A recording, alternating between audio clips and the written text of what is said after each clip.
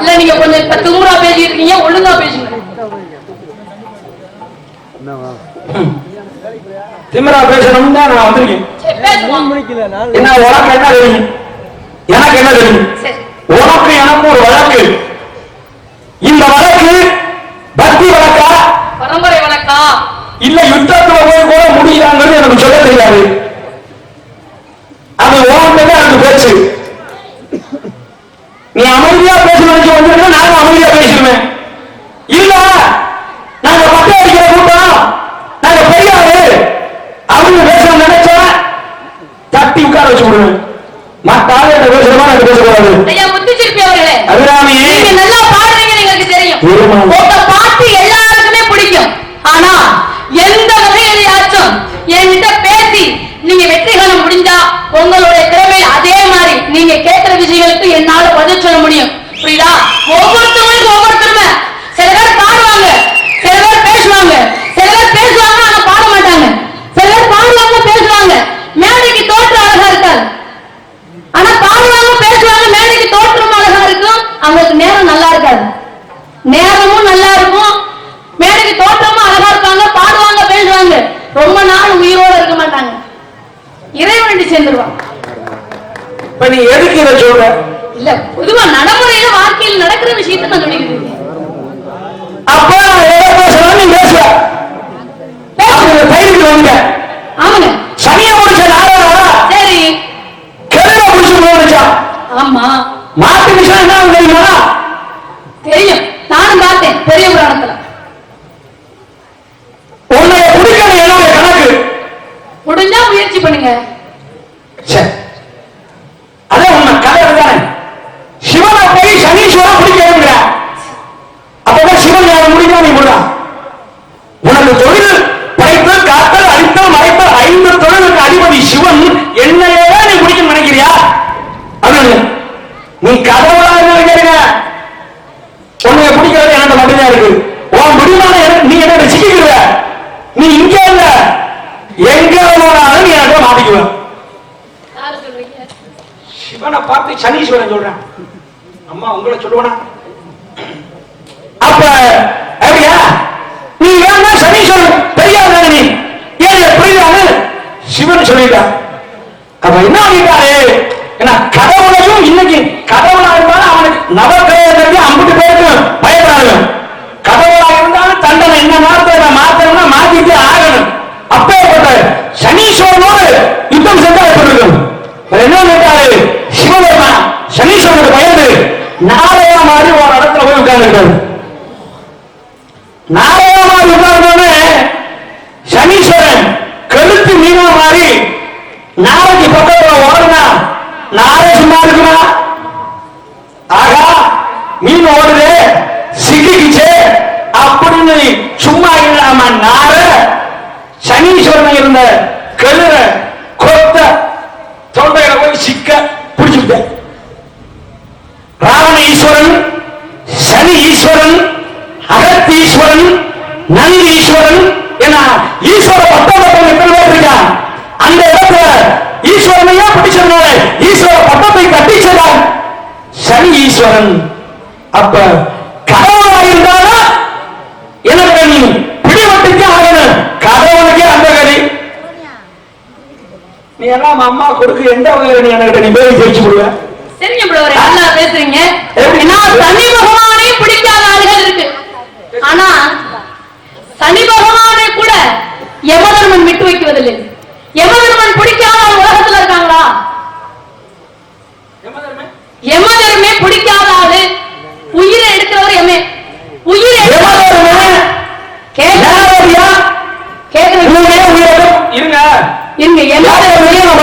யமதர்மே பிடிக்காத ஆள் இருக்காங்களா?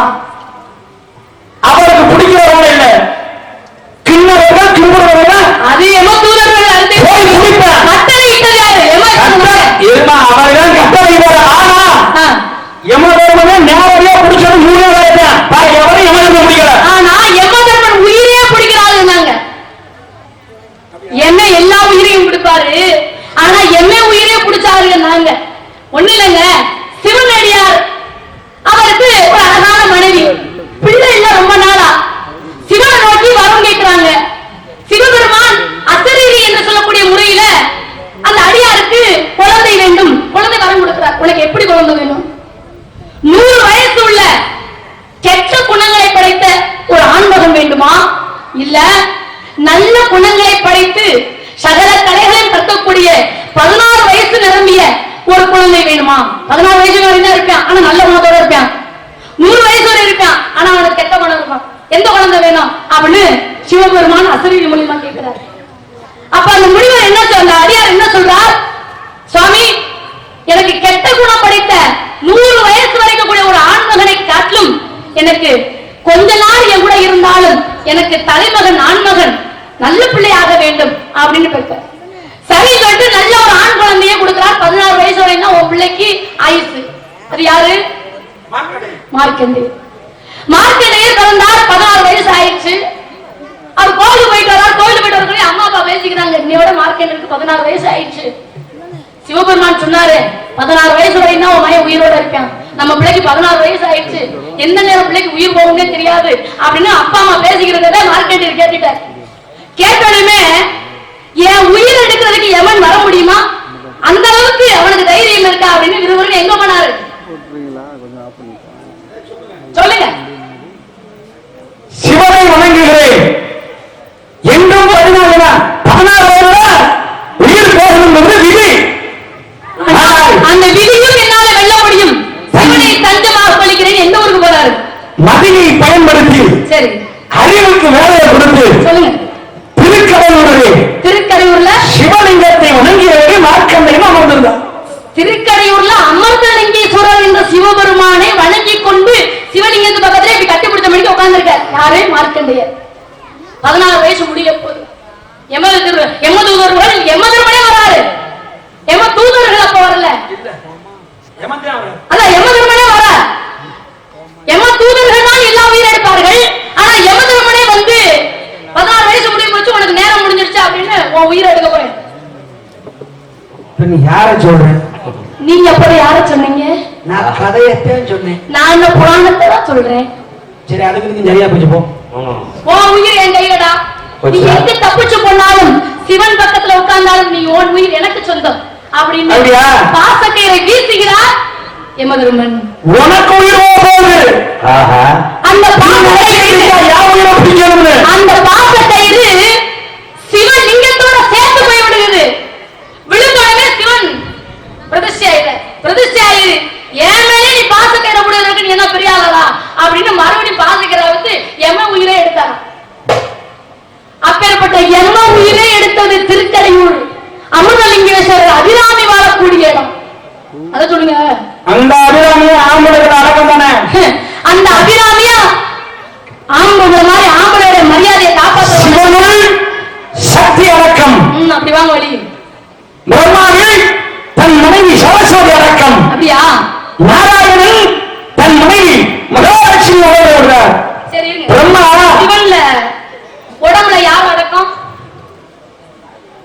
சிவனுடைய உடம்புல சக்தி அடக்கம். அதுக்கு பேர் என்ன எல்லாரும் சொல்லுவாங்க? எல்லாரும் என்ன சொல்றீங்களா? நான் எல்லாரும் என்ன சொல்லுவாங்கன்னு கேக்குறேன். எல்லாரும் அர்த்தநாரீஸ்வரர். அர்த்தநாரீஸ்வரர் இதெல்லாம் எல்லாருமே சொல்லுவாங்க. இதுக்கு உண்மையான அர்த்தமே கிடையாது. இது இந்த பேரே கிடையாது. உண்மையிலேயே சிவபெருமான் ஆதிபராசக்திக்கு பாதி உடம்ப கொடுத்தோன்னே அவருக்கு உண்மையான பேர் என்ன? இந்த பேரை இத ஒரு தட்ட 2 நாளுக்கு முன்ன கேட்டேன். அவர் அர்த்தநாரீஸ்வரன் சொல்லி சாமி மேல சத்தியம் பண்ணார். அவர் ஒரு ஓதுவார் யார் தெரியுமா? இந்த அரபுர சத்தியேந்திரன் இருக்குல்ல, அதுதான் மாமா சத்தியேந்திர மாமா. ஆமா, வராம கும்பாபிஷேகம் பண்ணி நாடகத்துறைக்கு அவர்தான் மாமா. கவலைப்படாதீங்க. இல்ல அப்படின்னு சின்ன பிள்ளைய கூட மாமா மாமான்னு பாசமா பேசிக்கிறாங்க. அந்த அவர்கிட்ட கேட்டதுக்கு அவரும் அர்த்தநாரீஸ்வரன் தான் சொன்னார். ஆனா நான் ஏத்துக்கல. அந்த அப்படி ஆளுமே பேசிட்டு போறதே அவர் வேலையை பேச மாட்டாங்க அதிகமா. இப்ப உங்ககிட்ட அதே கேக்குறேன். இந்த முனியாண்டி சாட்சியா சொல்லுங்க. முனியாண்டி தானே? முனியாண்டி சாட்சியா கர்ப்பம் ஈஸ்வரன் வழிபட்டதால் ராமேஸ்வரம், ஆடும் யானையும் இணைந்து வழிபட்டதால் திருவாராமை, காலை உறவில் காட்சி கொடுத்ததால் திரு ஞான சம்பந்தருக்கு காளையார் கோயில் என இணைந்து இப்படி ஒரு கதை இருக்கு. ஏன்னா சிவன் தன் உடம்புல பாதி பாகத்தை இடப்பாகத்தை கொடுத்திருக்காரு. அதுக்கு பேரு அர்த்தநாரீஸ்வரர் அப்படிங்கறத எல்லாரும் சொல்றாங்க. அதுக்கு உண்மையான பேர் என்ன? நாராயண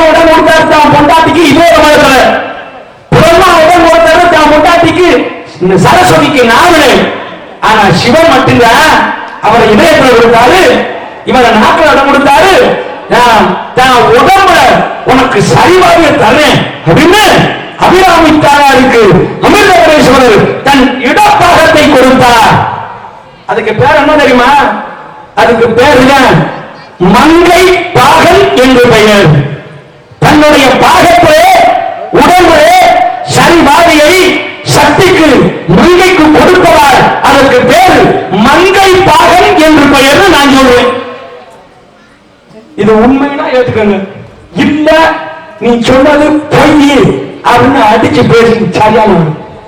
உண்மையிலேயே இந்த விஷயத்தை நான் முத ஐயா வருஷம் பள்ளி பையன்கிட்ட கேட்டேன். சரி, அவர் சரியான விளக்கம் நீங்க சொன்ன மாதிரியே மங்கை பாகம், அதாவது பாகத்தை தன்னுடைய உடம்பு பாகத்தை மங்கைக்கு கொடுத்ததால மங்கை பாகர் அப்படின்ற ஒரு பேர் உண்டு அப்படின்னு அவர் சொன்னார்.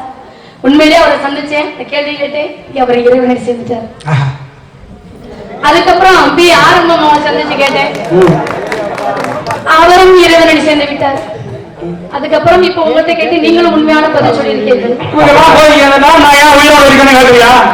இல்ல உன் கேள்வி எப்பவுமே அவங்க இறந்துட்டாங்க, அவங்க போயிட்டாங்க. உண்மையிலே அப்படி நீங்க ஒரு இடத்துல இருக்கீங்க. நீங்க உலகத்திலேயே மக்கள் மனசுல அவங்களை காட்டில் நீடிச்சிருக்கோம் இருப்பீங்க சொன்ன. உண்மையிலேயே நிறைய சந்ததிகளை நீங்க பார்க்கணும். அழகான மங்கை பாகர், மங்கை பாகர் என்பதுதான் உண்மையான விஷயம். அர்த்தநாரீஸ்வரன் சொல்றாங்களே, அதுக்கு அர்த்தம் என்ன? பத்மாசுரன் என்று சொல்லக்கூடிய வரைமுறை தெரியுமா? சிவனிடம் எவன் கை வைக்கிறோம் அவன் தலை எரிந்து வெடிச்சு சாவனாக வந்து கேட்டான். பத்மாசுரன் பத்மாசுரன் என்ன வரத்தை கொடுத்தார்? சிவன் உடலை ஆகியிருந்தார். வரம் உண்மையா பொய்யா என்று சோதிப்பதற்காக சிவனுடைய தலைகளை கை வைக்க சென்றார் பத்மாசுரன். அதான் பரமன் சொல்றா, வரம் கொடுத்த கை வைக்கிறான். எப்ப அப்பவே வரத்தை கொடுத்தாச்சு. வரம் உண்மையா பொய்யா? வரம் கொடுத்தவன கை வைக்கிறேன்னா எப்படி இருக்கும்? ஒவ்வொரு இடமாக ஓடினார், எங்கு போனாலும் பத்மாசுரன் விரட்டி சென்றார். ஆனால் இடையே இவருடைய பாட்டன் நாராயணன் மோகினி அவதாரம் எடுத்தார். மோகினி அவதாரம் எடுத்தாரு. பத்மாசுரா இந்த மோகினியை பார்த்தோன்னா அழகு மயங்கிட்டாரு. நீ நானும் ஆடணும், ரெண்டு பேருமே. மேடை இருக்குமா? ஏன் உடச்சு வருமா? நான் ஆடலாம், நீங்க ஆடலாம். சரியா கதையில இருவரும் நடனமாடுவோம் அப்படின்னு ஒரு போட்டு வந்துச்சு. யாருக்கு? பத்மாசுரனுக்கும் யாருக்கு? மோகினிக்கும். ரெண்டு பேரும் நடனமாடுவது பாருங்க. இவர் ஒவ்வொரு செய்தியா அது ஒவ்வொரு விஷயமா முடிச்சா, கடைசியா அவரே நடனமாடி அவர் தலைவர் அப்படி கை வச்சாரு. இவரு அவர் மேல ஒரு பிரியத்துல மோகினி அழகா மயங்கி எப்படியாவது கூட இருந்துமே ஆட்டத்தை முடிச்சுட்டு அவன் சொல்லி வேகமா ஆடி செய்யறது அவரும் ஆடி அவனே அப்படி வச்சா தலை வெடிச்சா செத்த. அந்த மோகினியை பார்த்தார் சிவன். பார்த்த அழக தன்னுடைய வீரியமாகப்பட்டது கீழே விழும்போது மோகினியாக இருந்து பிடித்தாரே கையிலே. அதனால உருவானாரே ஐயப்பன் கையப்பன் கையிலே தோற்றுவிக்கப்பட்ட குழந்தை. அதனாலதான் அங்கே இருவரும் சேர்ந்ததற்கு பேர் அர்த்தநாரீஸ்வரர். இங்க ஆணுக்கு தன்னுடைய உடம்புல பாடு கொடுத்தத மங்கை பாகங்கிறான். இதான் உண்மையான விஷயம். உண்மையிலேயே மோகினி அவத்தனுடைய பெண்ணுக்கு சிவன் பாதி உடம்பை கொடுத்தவங்க அர்த்தநாரீஸ்வரரும் மங்கை பாகர் என்னோட பேரும். அழகான விஷயம், நல்ல விஷயம் தான். என்னமா நீயே கேட்கணும், நான் கேட்க வேணாமா? சரி கேளுங்க. பிறக்கும் பொழுதே பிறந்தவுடனே கவசத்தோடு பிறந்தார். ஆனா அந்த கவசத்தை கேட்ட உடனே தானமாக கொடுத்தார் கர்ணன். எதற்கடா பிறந்த உடனே என்னப்பா நான் வாங்கிக்கலாம். சிபிச்சக்கரவர்த்தி தன் உடம்பிலிருந்து சதையை அறுத்து தானமாக புறாவுக்கு கொடுத்தார். அதே நேரத்தில் வீடு உடனே பிள்ளைய தேவையே ஏற்றுக்கொண்ட தான் பிள்ளைய தப்பு பண்ணாலும் மனுநீதி சோழன் வீடு உடனே அப்படிங்கிற பிள்ளைய. என்னன்னா வள்ளல்கள் அப்படின்னாலே கடையேறு வள்ளல்கள் இடையேறு வள்ளல்கள் அப்படிங்கிற வள்ளல்கள். பாதி வள்ளல்கள் ஒருத்தர் கேள்விப்பட்டீங்களா? வாங்க முன்னாடி வாங்க. என்ன சுவாமி கேள்விப்பட்டீங்க? அவரை மாதிரி ஒரு வள்ளல் யாரும் கிடையாது. முல்லை கோரிக்கு தன்னுடைய பொற்தேரை கொடுத்தவர். தேரை கொடுக்கப்பட்டார். தேர்ந்த சாதாரண பொற்தேர் தங்க தேரை கொடுத்தவர். அந்த பாரி வள்ளலுக்கு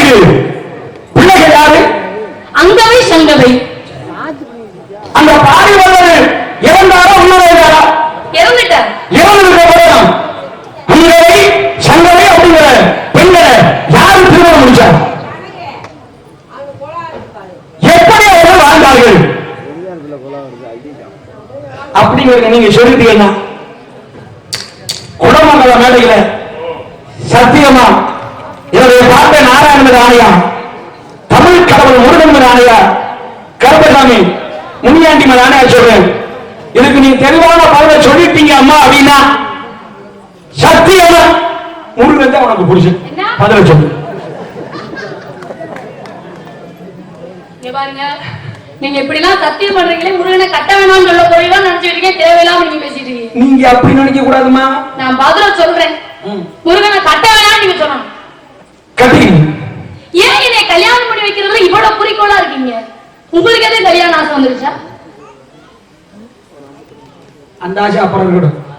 அது ஒண்ணு இல்லைங்க, முத்து சிற்பி ரசிகர்கள் வந்து நம்ம பகுதியில் அதிகமா இருக்காங்க. அவங்க ரசிகர்களுக்குலாம் ஒரு முக்கியமான ஒரு விஷயம் இப்ப சொல்லி என்ன பண்ணணும்னு நினைக்கிறேன். உண்மையா சொல்றதுக்கு என்ன, சாத்தியா முன்னாடி சாத்தியா சொல்றேன். உண்மையான ஒரு விஷயம் சொன்ன முகூர்த்தமா தான் முகூர்த்த நாள் ஏற்பட்டுச்சு. ஆமா அப்படியா? ஆமா, நானும் கேள்விப்பட்டேன். முத்துச்சிற்பி அவர்களுக்கு இன்னும் 1.5 மாசத்துல வந்து திருமணம். சரி, ரொம்ப சந்தோஷமா இருக்கு. கல்யாணம் நிச்சயிக்கப்பட்டிருக்கு. அந்த நிச்சயதார்த்தத்துக்கு நானும் போயிருந்தேன். பொண்ணை பார்த்தேன். பொண்ணு பூங்கொடி மாதிரி இருக்கு. அதுக்கு என்ன நீ முடிவு சொல்லு. ஆனா அந்த பொண்ணோட முல்லை கொடிக்கு பதில சொல்லுமா. கல்யாணத்துக்கு பாரிவள்ளல் போட்டே கொடுத்தால் முல்லை கொடிக்கு அப்படின்னா நீ எனக்கு பார்த்த பொண்ணு பூங்கொடி மாதிரி. அது பூங்கொடி மாதிரி இருக்கு. அது கல்யாணத்துக்கு மறுநாள் நினைச்சு பார்த்தேன். என்ன பண்ண போகுது? அவ்வளவுதான் முடிஞ்சிருச்சு. முடிஞ்சு போச்சு. நல்லா இருக்கு. இல்ல வாழ்க்கையை கொண்டுட்டீங்க. நல்லாத்தான் இருக்கு. நீ பதில சொல்லுமா. ஏன்னா புராணங்கள், ராமாயணம், மகாபாரதம், பெரிய புராணம், திருவிளையாடல் இதெல்லாம் விட்டுட்டு சங்க இலக்கியத்துக்கு போயிட்டாரு. ரொம்ப சந்தோஷமா இருக்கு. சங்க இலக்கியத்தெல்லாம் மாத்தி ரொம்ப நாளமாச்சு பேசி.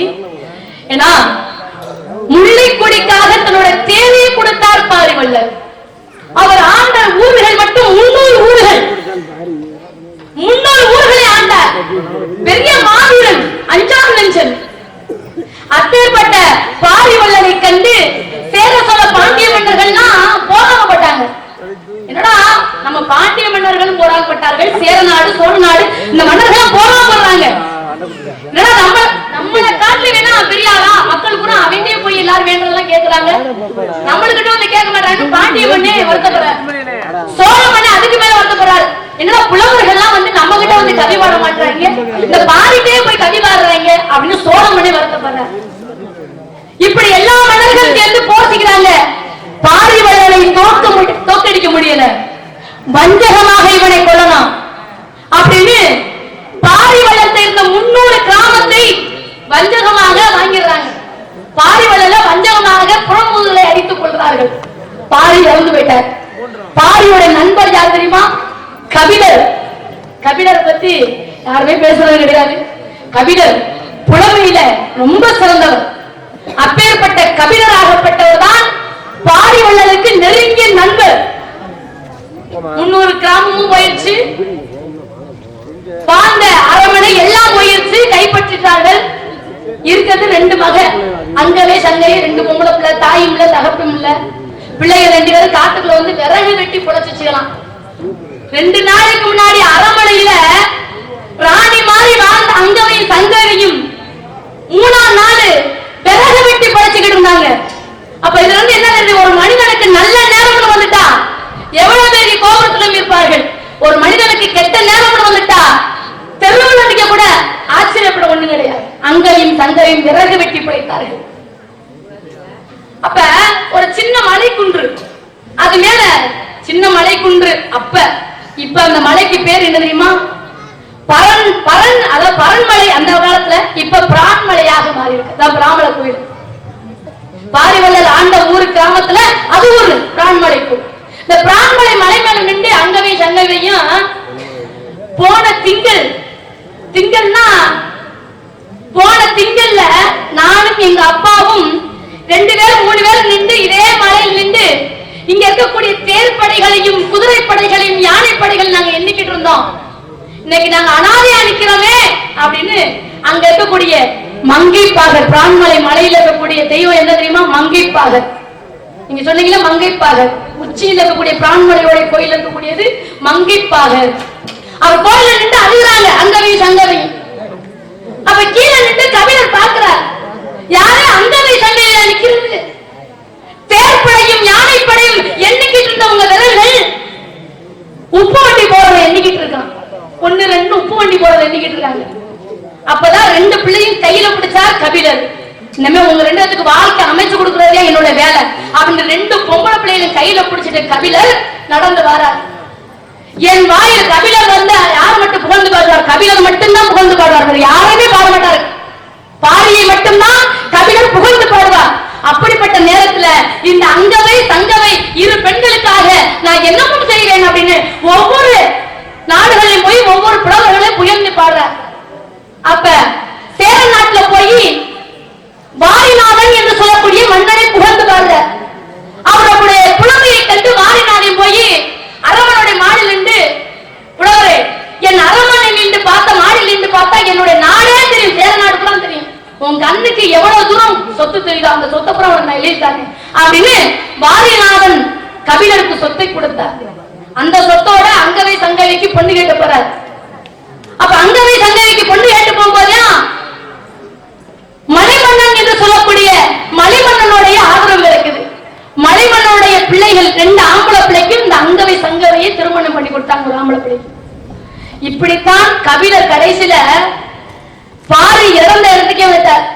இப்ப வந்து என்ன சொல்றது தெரியுமா? நட்புனா அப்படி இருக்கணும். இப்பெல்லாம் வந்து பணக்கார வீட்டு பிள்ளைகளும் பணக்கார வீட்டுங்கிட்ட தான் பழகுறாங்க, ஏழை வீட்டு பிள்ளைகளும் ஏழை வீட்டு பிள்ளைகள் தான் பழகுறாங்க. அப்பெல்லாம் கபிலரும் பாரியும் அப்படி நட்பு. பாரியோட சமாதிக்கிட்ட போய் கபிலர் அழுதாலாம், என்னக்கா பாரி என்னை விட்டுட்டு போயிட்டேடா அப்படின்னு. நான் வருத்தப்பட்டேன், ஆனா உன் பிள்ளைகளை ஏதோ ஒப்படைச்சிட்டு போயிருக்க, உனக்காக உன் பிள்ளைகள் என்னோட இடத்துல இருந்து உன் பிள்ளைகளை நான் கட்டி கொடுத்துட்டேன், இப்ப உன்கிட்டே நான் வாரேன் அப்படின்னு தன்னுடைய நண்பனுக்காக கல்யாணமே பண்ணாமல் பாரி நண்பனுடைய சமாதியிலே அழுது கொண்டே இறந்தவர் கபிலர். இதுதான் சங்க இலக்கியத்துல உள்ள விஷயம். ரொம்ப நாள் ஆச்சு, நீங்க திடீர்னு கேட்டிருக்கீங்க, எனக்கு தெரிஞ்ச வரைக்கும் நான் பதில் சொல்லிருக்கேன். ராவணன் குகனும் கொண்டது நட்பு, துரியோதனும் கர்ணனும் கொண்டது நட்பு, நட்பு கிருஷ்ணனும் குசேலனும் கொண்டது நட்பு. ஏன்னா காரணம் ஒவ்வொரு பக்கம் ஒவ்வொரு நட்பு. நீங்க சொன்ன மாதிரி பாரியும் கபிலரும் கொண்டது நட்பு. தன் நண்பனுடைய நண்பனுக்காக திருமணமே பண்ணிக்கிறாங்க. தன் நண்பனுடைய மகள் அங்கவை சங்கவன் சோழபடி 2 பெண்களையும் திருமணம் கொடுத்து நீ இருக்கும் இடத்துக்கே நான் வந்து செல்வார் அப்படின்னா அவர் தான் கபிலர்.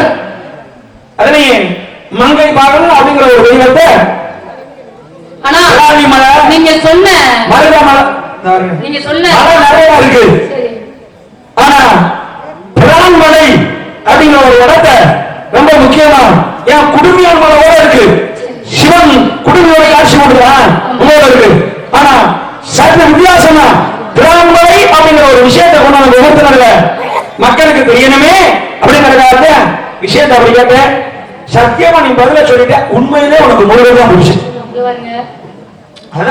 மறுபடி முருகன் புரிச்சுன்னு சொன்னீங்கன்னா நல்லா தெரியாது. பாத்துக்கோங்க, யாருமே இல்ல, வருவாங்க, யாருமே வேண்டாம். இப்பதான் தண்ணி இருங்க, இப்பதான் தண்ணி குடிக்க பிறகு வந்துருவாங்க.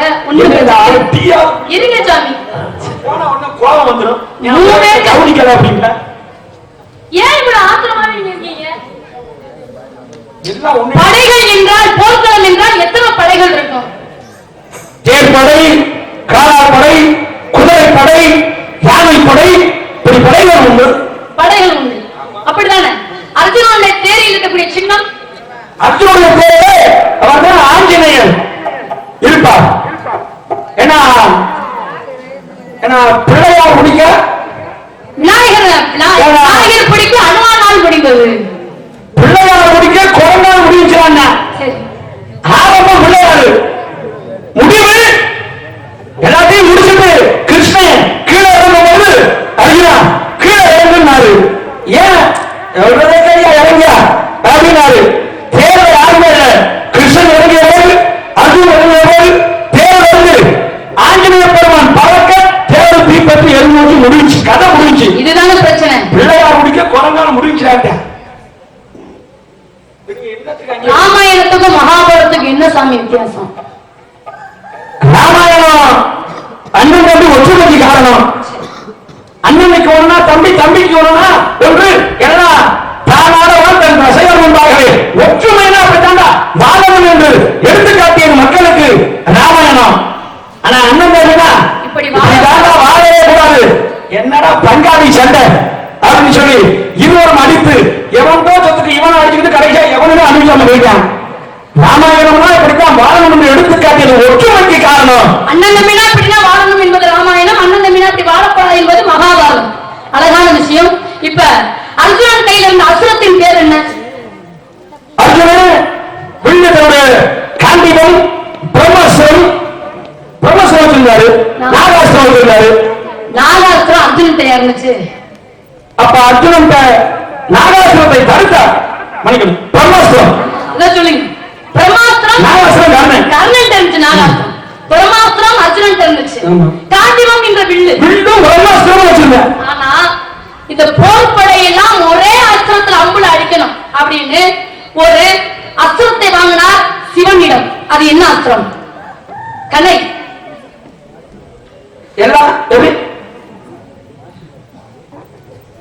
எல்லாத்தையும் ஒரே அடிச்சு முடிக்கணும்னு ஒரே கலை. 18 அக்ரோனி படைகள் 11 அக்ரோனி படைகள் ஆகணும் அப்படின்னு அர்ஜுனே ஒரு சிவன்ட்ட ஒரு கணை வாங்கினார். என்ன கணை? அதான் பாசுபதம். பாசுபத கணை. சரி, பாசுபத கணைய வாங்கினார்ல, மகாபாரத போர்ல பயன்படுத்தினாரா? பயன்படுத்தல. என்ன காரணம்? மனிதர்கள் மேல போடக்கூடாது. பாசுபத கண்ணை சொன்னீங்கல்ல, நீங்க சொன்னோடனே நான் கேட்டேன். மகாபாரத போருக்காக தானே வாங்கினாரு, பயன்படுத்தினாரா? ஏன் பயன்படுத்தல சொல்லுங்க பாப்பா. ஓட்டப்படி சிங்காரி அதையும் தெரிஞ்சுக்கணும், பேரை மட்டும் தெரிஞ்சு. நான் மதுரை சொல்றேன். கடிக்கிறியா முருகனே? இது மாதிரி நீங்க என்ன கட்டிக்கிறியான்னு கேக்குறீங்க. என்ன வரும் முருகா? அவளுக்கு ஒரு அற்ப ஆசை சாமிக்கு. உங்களை பத்தி நான் ரொம்ப பெருமையா எல்லாத்தையும் பேசி வச்சிருக்கேன். நானும் ஒரு தனி மரியாதை நானும் வச்சிருக்கேன். மற்ற பேச மாட்டேன். ஏன்னா சபை நாகரிகம் உனக்கு தெரியுமா? அதுல யாராவது எப்படி பேசுறது எனக்கு தெரியும். இடம் ஒரு சபையில இருந்து பேசு, சமயம் இருந்து பேசு, சில சமயம் பேசாம இருந்து போறாங்க. நான் முத்துச்சிருப்பி அவர்கள் வந்து சாதாரணப்பட்டவர் கிடையாது. இரு நீ என்னமோ பாண்டி நம்ம மதுரையில வந்து இல்ல இருங்க பேர் ஏன் பேச மாட்டீங்க? கோபம் உண்டாகாதீங்க. பாண்டிய நாட்டுக்கு வந்திருக்காரு இன்னைக்கு அப்படின்னா எவ்வளவு பெரிய ஆள் நீங்க. சீர்காழி மாதிரி பாடுறவர் நீங்க. இல்ல நீ புகழ்ந்தானே என்ன எங்கேயாவது உடனே தாட்டி விடுவான்னு எனக்கு தெரியும். அதுக்கு தான் நீங்க புகழ வேணாங்கிறேன். இங்க பாருங்க,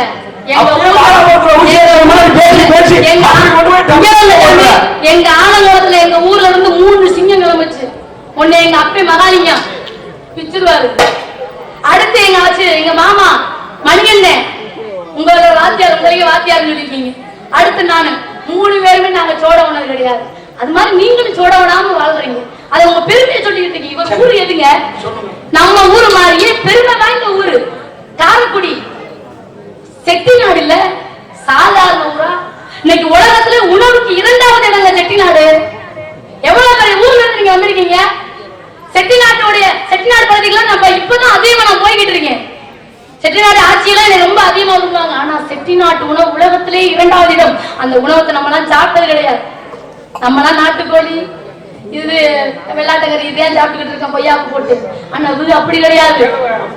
ஆமா, இது அப்படி கிடையாது. வெள்ளை பணியாரம் என்னென்னமோ விதவிதமா வைப்பாங்க. அப்பேற்பட்ட செட்டிநாட்டு உணவு. ஆனா அந்த செட்டிநாட்டு உணவு நாங்களாம் எங்க சாதி சனம்லாம் சாப்பிட்டது கிடையாது. அந்த செட்டிநாட்டு உணவுக்கு இவ்வளவு சக்தி இருக்கா அப்படின்னு இருக்கும்போது நீ எங்கேயோ உயர்த்தும் போதே நினைச்சேன், என்னை எங்கேயோ ஒரு படத்துல கொண்டே தர போறாங்க. இதுல இன்னொரு விஷயம், கேட்ட கேள்விக்கு பதில் சொல்லுங்க. அதெல்லாம் ஜாமி பதில நாங்க சொல்றோம். உங்க ஊருக்கு பெருமை நாங்க சொல்லணும். செட்டிநாடு பெருமை மட்டும் ஓர் காரைக்குடி. அதே நாடு நீங்க இங்கதான் நிக்கணும். இப்பதான் வீடியோ ஓடிக்கிட்டு இருக்கு, எல்லாரும் பார்க்கணும். ஆனா யாரையும் நீ கோச்சிக்காதீங்க. ஆமா, தப்பா எடுத்துக்கிறாங்க. ஆமா, என்ன வரணும்னா செட்டிநாட்டுக்கு இன்னைக்கு அழகப்பா பல்கலைக்கழகம் ஓர் காரைக்குடி. அதே நேரத்தில் கம்பனுக்கு மணி மண்டபம், கண்ணதாசனுக்கு மணி மண்டபம், ஒரு ஓர் காரைக்குடி. அப்ப செட்டிநாடு பெருமையா நீங்க பேசுறது எனக்கு ரொம்ப மகிழ்ச்சி. ஆனா உங்க ஆலங்குளம் இங்க வாங்க, கல்லங்குளம், ஆலங்குளம் உண்மையிலே ரொம்ப மகிழ்ச்சி. உங்களை சொல்லுங்க, அந்த கள்ளங்குளம் ஆலங்குளத்துக்கு என்ன பெருமை அப்படின்னா, ஏன்னா 3 பேர் அங்க இருந்து வந்திருக்கீங்க. அப்பா ஐயா மலாங்க ஐயா ரொம்ப சிறப்பான முறையில் நாடுகளோட பாடி வெற்றி முறை சொல்லுவாங்க அண்ணன். ஆமா ஆமா. அடுத்து மணியண்ணே, அடுத்து நீங்க 3 பேர் அந்த ஊருக்கு பெருமை சேர்க்கிறீங்க. இந்த ஊருக்கு 3 பேர் மட்டுமல்ல பெருமை, இதை விட முக்கியமான ஒரு பெருமை அங்க என்ன இருக்குன்னா, இருக்கிற ஆட்டுக்குட்டியை கூட திரும்பி கொண்டு ஒழிச்சு வெள்ளாட்டங்கள்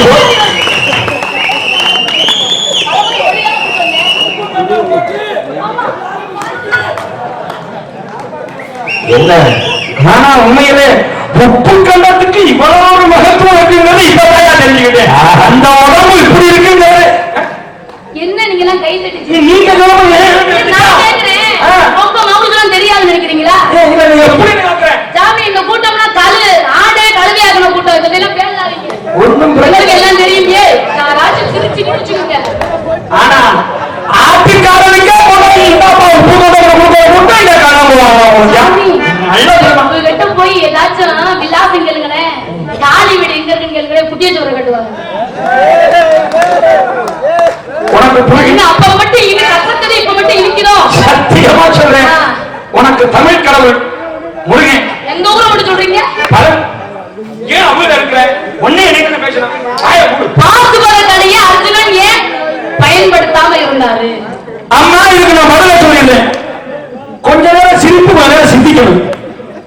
ஐயா சொல்ற மாதிரி வாங்கினே பாசுபதம் அப்படிங்கிற அஸ்திர கணே மகாபாரத அனைத்து ஒரு நடைமுறை போடணும். ஆனா பயன்படுத்த ஏன் பயன்படுத்த என்னாச்சு, என்ன காரணம் அப்படிங்கறத நான் சொல்றேன். கடிக்கிறியா? அம்மா நான் மூவாசை இல்லாதவன்.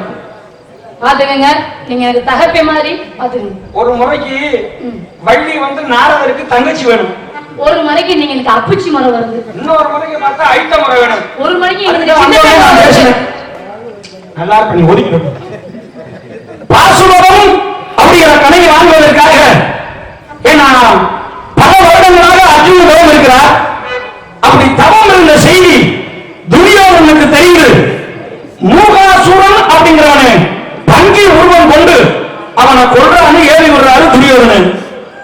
சிவன் பார்த்தார், தான் இல்ல அர்ஜுனன் எனக்கிட்ட பாசுபத கணக்கை வாங்குவதற்காக இவ தவத்தில் இருக்கான். ஆனா மூகாசுரன் என் கையில அடிவு அவன் இருக்கான். ஆனா சந்திக்க போனான், இவனை கொல்லணும் வா அப்படின்னு.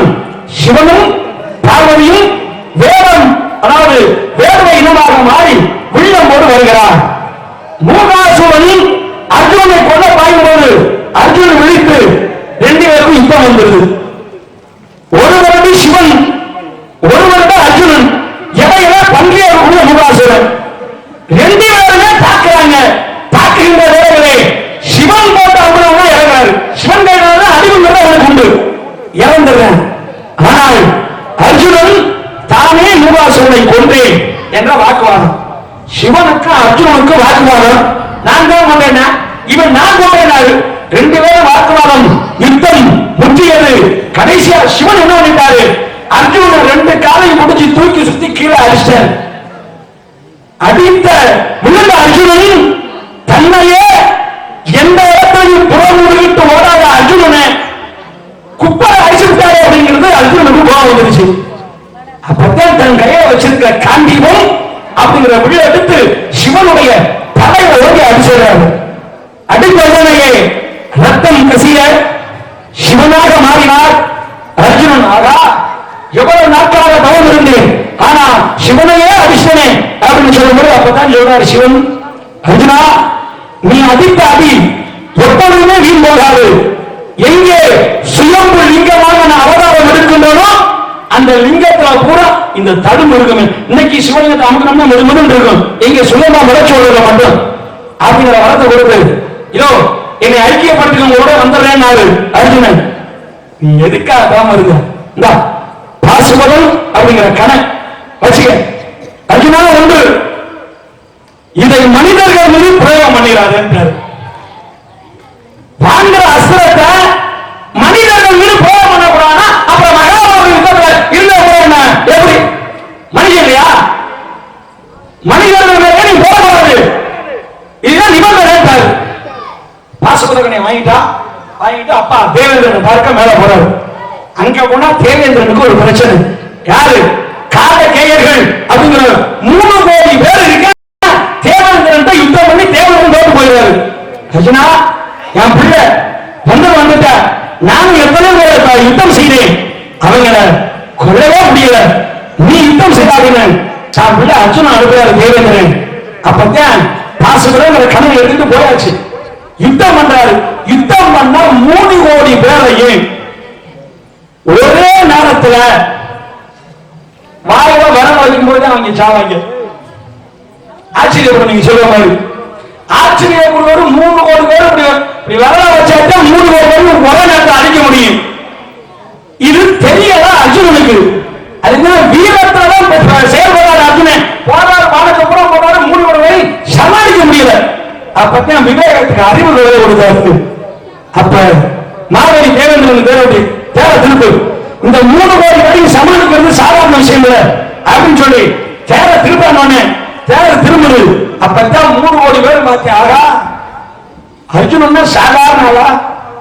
அர்ஜுனனே இந்த 3 கோடி காலகேயர் அசுரர்களை கண்டு பயந்து போறானே அப்படின்னு ஆச்சரியம் கூட எல்லாரும் மாய கொண்டு போனாங்க. இங்க கொண்டு போயிட்டான் அப்படின்னு ஒத்தா வச்சா 3 கோடி பேர்.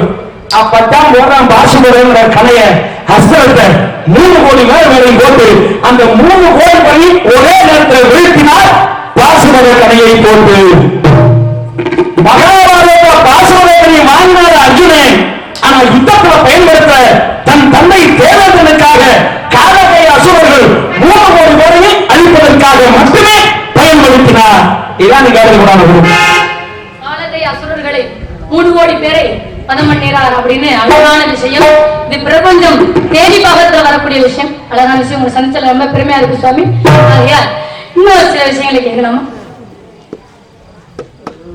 சரி, மாப்பிள்ளை பார்த்து வந்துருக்கீங்கல்ல, இருங்க, மாப்பிள்ளை பார்த்து வந்துருக்கீங்கல்ல, முருகன் தேவியான்ட்ட சம்மதம் கேட்டீங்களா? சம்மதம் தான். தேவியானுக்கு? ஆமா. முருகனுக்கு சம்மதம் தான். ஆமா. எங்க அப்பாட்ட போய் கேட்டீங்களா பொண்ணு? அப்படியா? ஏன் எங்க அப்பா சாதாரணப்பட்டவரா? உனக்கு பெத்த அப்பா சரியில்லை. யார் சொன்னது? நான் சொல்றேன். எப்படி சொல்றீங்க? வளர்த்த அப்பா அதை கூட சரியில்லை. பெத்த அப்பா குழந்தைய பிறந்து இந்த வள்ளி கொடியில தூக்கி போட்டு அதுவாட்டு போயிட்டாரு. இருங்க புலவரே, நீங்க ஒரு ஆள் தாங்க வள்ளி கொடின்றீங்க. ஆமாங்க. நிறைய ஜென்மங்கள் வந்து வள்ளி கிழங்கு தோண்டி எடுக்கப்பட்ட பள்ளத்துல வள்ளிய போட்டு போயிட்டாங்க, வள்ளிக்கு கிழங்கு எடுத்தாச்சு அப்படின்னு சொல்றவங்களா? வள்ளிக்கிழங்கு தோண்ட பள்ளத்துல இப்ப வேஷம் போடுறதுக்கு நான் இல்ல, வேஷம் போடவே முடியாம இருக்காரு. அப்ப இன்னைக்குதான் உண்மையிலே வள்ளி கொடியில தான் வள்ளியாகப்பட்டவள் சுத்தி இருந்ததால் அவளுக்கு வள்ளி என்ற பெயர். அம்மா, தமிழை கொச்சைப்படுத்த கூடாதுமா. தமிழுக்கு நிறைய உயிரோட்டம் இருக்குமா. அந்த தமிழை முறையா பேசினாக்கா நம்மளுக்கு நல்லது. கண்டிப்பா. அதனாலதான் வள்ளி கொடிகளை தூக்கி போட்டு போயிட்டாரு. அத போய் நம்ம நாரதர் என்ன கதாபாத்திரங்கிறதே தெரியாம அவன் வள்ளிக்கு கதை எடுத்தாச்சா, அப்புறம் எதை எடுத்தாச்சா, அது கொச்சை தமிழ் பயன்படுது. சில ஆளு அசிங்கமான வார்த்தையும் அழகுபடுத்தி பேசுற ஆளு இருக்கு, அழகான வார்த்தையும் அசிங்கப்படுத்துற இருக்கு.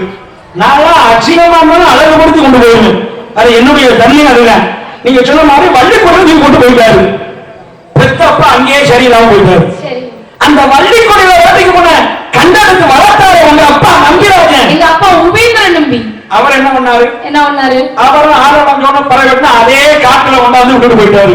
பெத்தப்பா வள்ளி கொடியில ஓட்டு போனாரு, வளர்த்தப்பா குறிஞ்சி நிலத்தை கொண்டாந்து விட்டு போயிட்டாரு. அந்த சித்தப்பா நம்பி. நீங்க மட்டும் என்ன பண்றீங்க? அடுத்தவங்க சொன்னதான் பார்த்து வந்திருக்கீங்க. ஏன் கல்யாணத்தை பத்தி நீங்க என்ன போறீங்க? ரகசியம் அறிந்தவன் தான் ஒருவன் மட்டுமே. நீங்க தேவையில்லாம உங்க தலை தப்பிக்கிறதுக்காக ஏன் தலையை கொண்டு போய் அடமானம்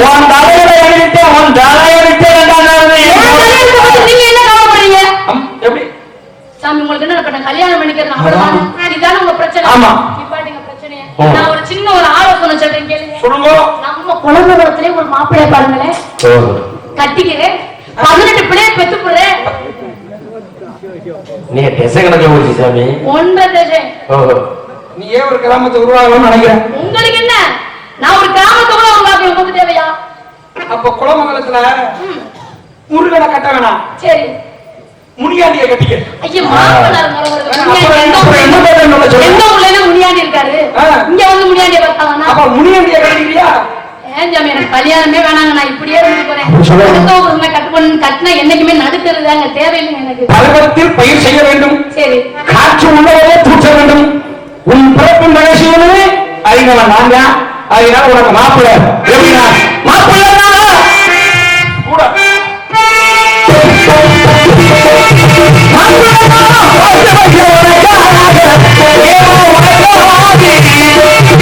என்ன சாமி மாப்பிள்ளை உள்ள போயிட்டாங்க கேட்கணும்.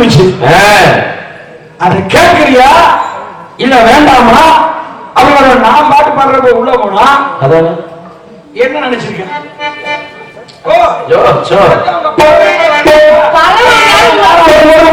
பெரிய பறவை வந்து உங்க தூக்கத்துல இருந்துச்சு, அதனால நான் விரட்ட போனேன். என்னவா இருக்கிறதெல்லாம் தூக்கிட்டு போறாரு, நீ வெளியே போக மாட்டியா? நீ வேண்டாம் சொல்லு.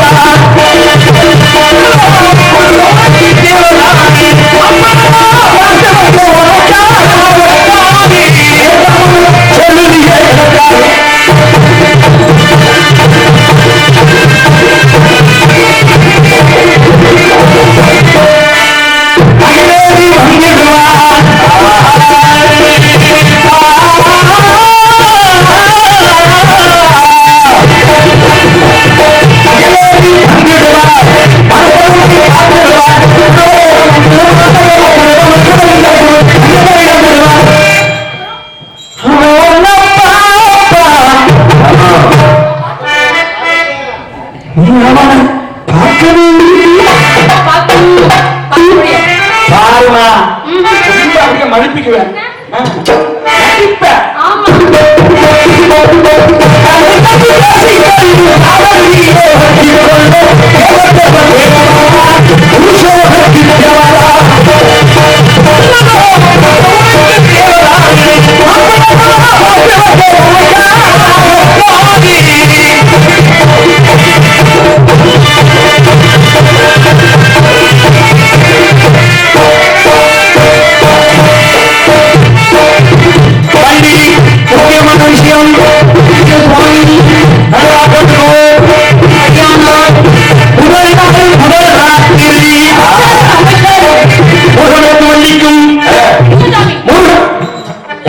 ஒரு பிரம்மச்சாரி இவ்வளவு பெரிய முனிவர் தன்னந்தனியா இருக்கிற பொம்பளை பிள்ளைகிட்ட போய் முதல் ராத்திரியை பத்தி விளக்க உரை கொடுக்குறீங்க, இது நியாயமா?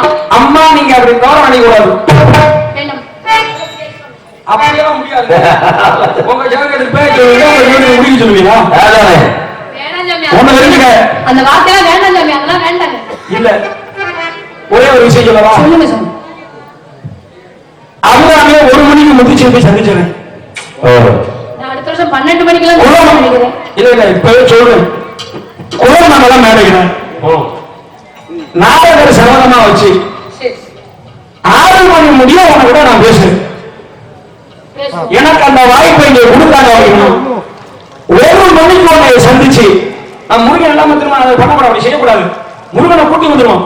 மாலை மாத்துறதுக்கு மட்டும் நாடகர் சபதமா வச்சு 1 மணிக்கு உன்னை சந்திச்சு நீ என்ன படிச்சிருக்க, உனக்கு என்ன விஷயம் தெரியும் அப்படிங்கறத இந்த குலமகள மேல எனக்கு வாய்ப்பு தேவையில்லைன்னா ஒரு டூப்ளிகேட் அபிராமியை கூட்டு வராங்க, புரியுதா? அந்த டூப்ளிகேட் அபிராமி ஒரு பக்கம் நீங்க சந்திச்சுக்கிட்டீங்க, அது ஒரு பக்கம் இருந்தாலும் இப்ப சொல்றேன், அடுத்த வருஷம் உங்களை 12 மணிக்கு உங்களை நான் சந்திக்கிறேன். 1 மணி நேரத்துக்கு முன்னாடியே சந்திச்சு 3:30 வரை பேசுறேன். 3:30க்கு மேல அடுத்து வரக்கூடியவர் விட்டுருவோம். சீக்கிரமே சந்திக்கோமே. ஏன் 1 மணிக்கு சந்திக்கணும்? உங்களுக்கு என்ன தெரியும்? முத்துச்சிருப்பிக்கு என்ன தெரியும்? நீ பயப்படுற.